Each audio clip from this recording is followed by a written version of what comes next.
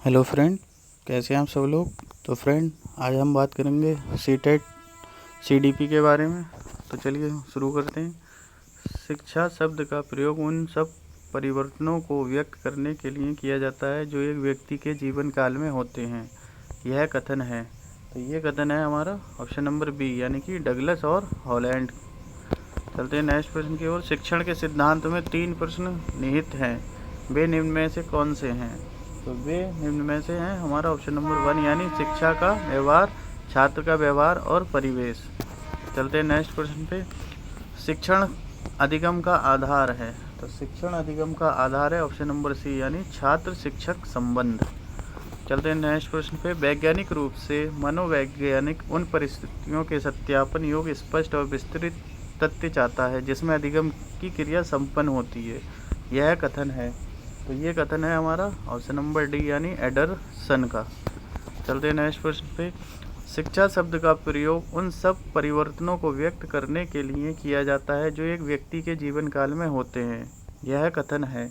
तो ये कथन है हमारा ऑप्शन नंबर बी, यानी कि डगलस और हॉलैंड का। चलते हैं नेक्स्ट प्रश्न पे। शिक्षा के सिद्धांत में 3 प्रश्न चिन्हित हैं, वे निम्न में से कौन से हैं। तो वे हैं हमारा ऑप्शन नंबर 1, यानी कि शिक्षा का व्यापार, छात्र का व्यापार और परिवेश। चलते हैं नेक्स्ट प्रश्न पे। शिक्षण अधिगम का आधार है।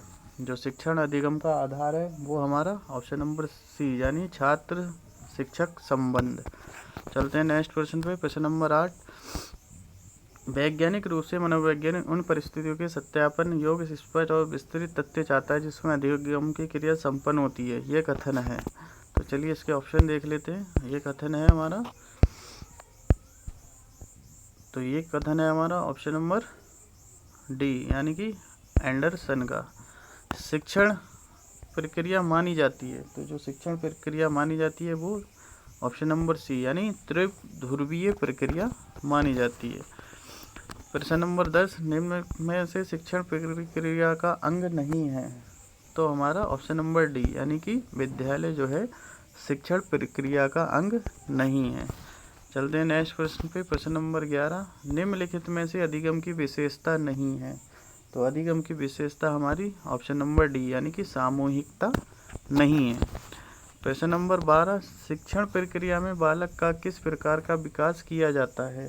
तो ऑप्शन नंबर डी, यानी कि उपयुक्त सभी का विकास किया जाता है जिसमें भावात्मक, ज्ञानात्मक और क्रियात्मक तीनों ही सम्मिलित हैं। प्रश्न नंबर 13। निम्न शिक्षण प्रक्रिया में शिक्षक माना जाता है। तो शिक्षण माना जाता है हमारा ऑप्शन नंबर ए, यानी कि स्वतंत्र चर। शिक्षण प्रक्रिया में छात्र माना जाता है। तो छात्र जो होता है हमारा ऑप्शन नंबर बी, यानी कि आश्रित चर माना जाता है। चलते हैं प्रश्न नंबर 15 की ओर। शिक्षण प्रक्रिया में मध्यस्थ चर माना जाता है। तो शिक्षण की जो प्रक्रिया होती है उसमें मध्यस्थ ऑप्शन नंबर सी, यानी कि पाठ्य वस्तु को माना जाता है। प्रश्न नंबर 16। शिक्षण के स्तरों की दृष्टि से शिक्षण का प्रकार नहीं है। तो शिक्षण का प्रकार जो है हमारा ऑप्शन नंबर डी, यानी कि अभिव्यक्ति स्तरीय शिक्षण का प्रकार नहीं है। प्रश्न नंबर 17। शिक्षण के उद्देश्य के आधार पर शिक्षण का प्रकार नहीं है।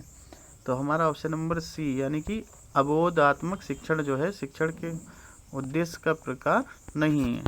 चलते हैं प्रश्न नंबर 18। शिक्षण की विशेषता नहीं है। तो शिक्षण की विशेषता जो होती है ऑप्शन नंबर 1, यानी कि क्षेत्र व्यापक है, ये हमारी शिक्षण की विशेषता नहीं है। तो ऑप्शन नंबर ए हमारा राइट आंसर हो जाएगा। तो फ्रेंड, ये थे हमारे आज के सीडीपी के क्वेश्चन जो आपको पसंद आए होंगे। अगर पसंद आए तो वीडियो को लाइक कीजिए, शेयर कीजिए। मिलते हैं नेक्स्ट वीडियो में, तब तक के लिए धन्यवाद।